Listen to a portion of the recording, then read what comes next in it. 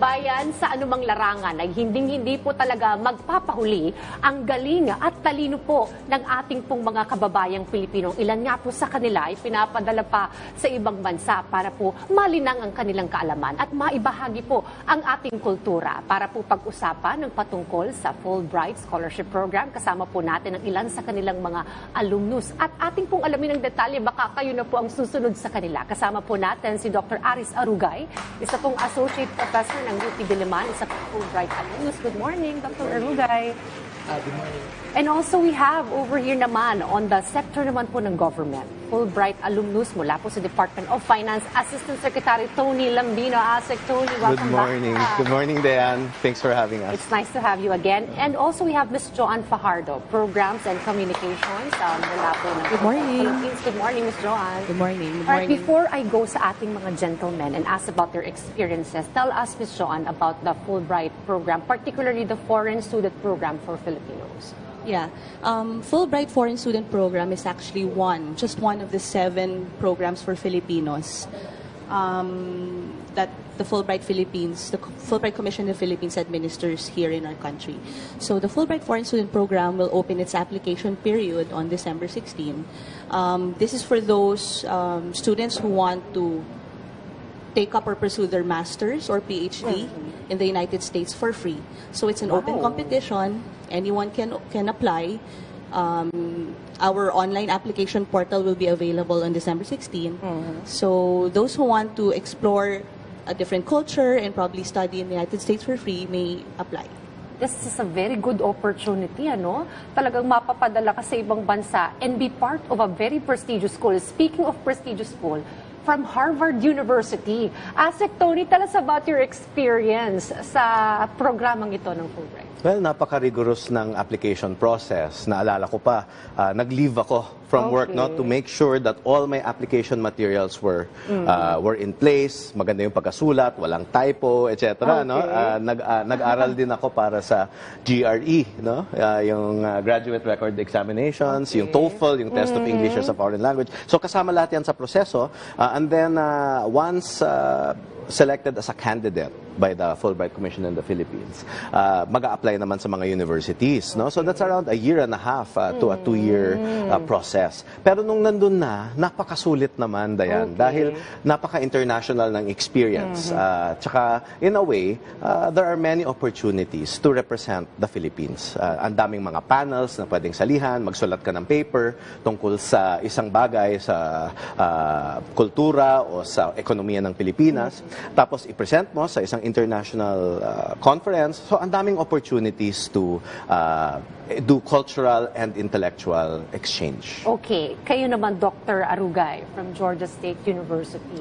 Tell us also yung pinagdaanan mo para mapili ka sa isang mga candidate at makapasok ka doon sa universidad na iyon. Ang hindi nasabi ni Asek Tony yung very challenging na interview process. Okay. So, supposedly mga 10 to 15 very prestigious and minsan may government officials pa nakaupo sa panel. There are also representatives from the US Embassy and also the alumnus of the program itself. So, doon tatanungin ka. No? Some of the key questions there is, why do you want it to study in the United States?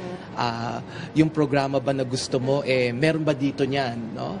Sa Pilipinas? And you have to justify also how it will further advance your professional and personal development. So ano yung magiging role? Kasi ang expectation, because it's an exchange program, is that you will come back to the country.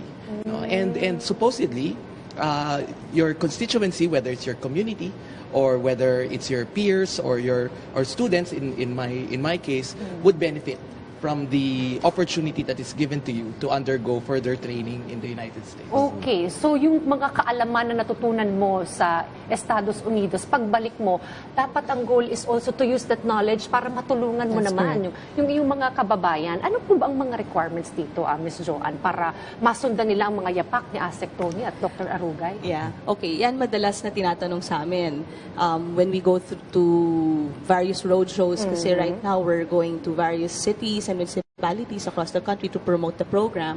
Ang madalas na tanong, ano ba yung eligibility requirements? Of course, you have to be a Philippine citizen.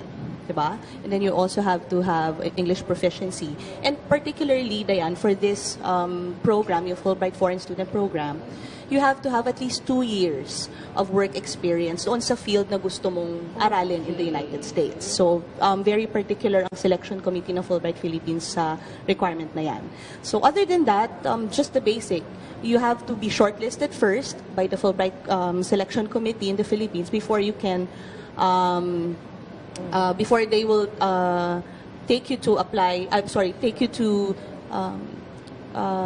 mag-exams ng GRE and TOEFL, and then we will also help you apply to the universities that you prefer. Kasi on the application form, you have to put 4 preferred universities. At napakahalaga niyan, no, Joanne and Diane, kasi I remember that the Fulbright office was very helpful dun sa pagpili ng mga universities na pag-a-applyan. So it was really a conversation between the applicant and the commission and the office. At saka, oo, Joanne, yung naalala ko rin, yung mga exams, yung mga application fees sa mga universities, medyo mahal yan kung i-total mo yan. Lahat yan sinagot ng Fulbright program. Okay.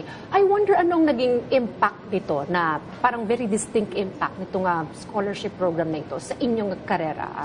Well, first yung pagbukas ng pananaw. Dahil napaka-international ng university setting. No? Sa Harvard kasi ang daming nag-aaral dyan galing sa iba't ibang bansa, iba't ibang lugar, at iba't ibang kultura. No? So there was really this opening up of the perspective. While of course also sharing many facets of Filipino life. No? So talagang may exchange yan. Pangalawa, yung mga binabasa ko noon nung nasa college ako, nagiging professor ko yung mga nagsulat. Wow! So ang sarap ng feeling na nag-aaral ka sa ilalim nung unang nag-isip, nung mga binasa mo lang noon. No? Although mahirap siya, Diane, si Doc kanina nag-uusap kami, mahirap ang grad school. So it's not a vacation. Don't expect it to be easy. No? It's 1,000 pages a week to read. It's seminar papers, depende sa ilang kurso ang kinukuha mo every semester, problem sets. So talagang babad na babad ka sa experience. But you're going through it with this group of people from all over the world na committed din doon sa field na pinag-aaralan nyo. So ang saya ng experience. Okay. How about you, Dr. Arugay? Anong impact nito bilang isang professor? Ikaw ay nag-PhD in political science sa Georgia State. Alam nyo, ang sabi ng mga professors ko, who also studied in the US, some of them were also Fulbright scholars.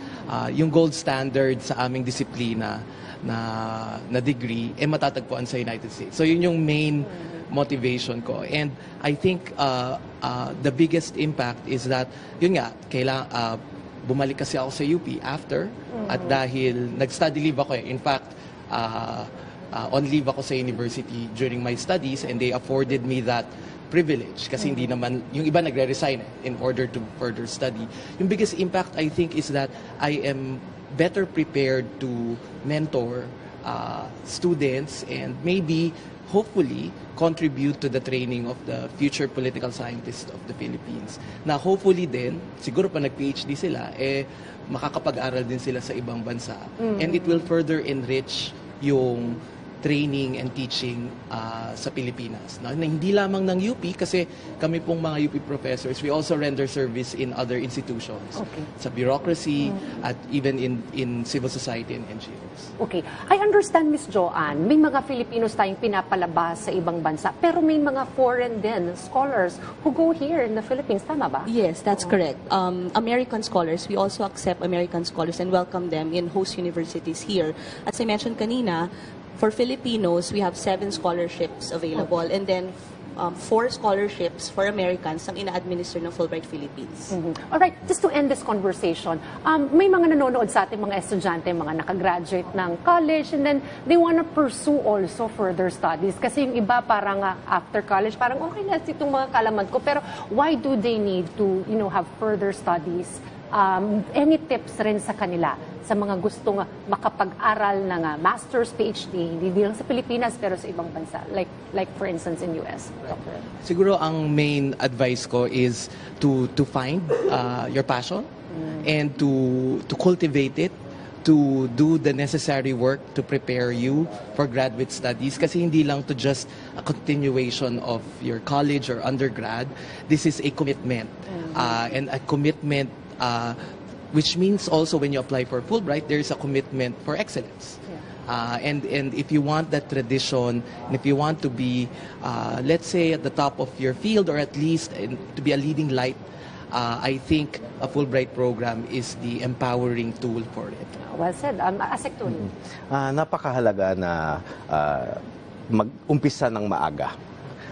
Pag mag-a-apply, tingnan ng maigi yung mga application materials, yung mga essays na pinapasulat, ano ba talaga yung tinatanong, pag-isipan ng mabuti kung ano yung isasagot, isulat over time, no? Go through several drafts of your application materials until it's at the stage na talagang nagre-reflect na dun sa commitments mo, dun sa mga plano mo talaga pag uwi mo sa Pilipinas, kung ano yung gusto mong contribution. Kasi napakahalaga na talagang may path na maaring magbago ng konti along the way, but at least may plinano ka doon sa graduate studies mo. Kasi hindi nga siya madali.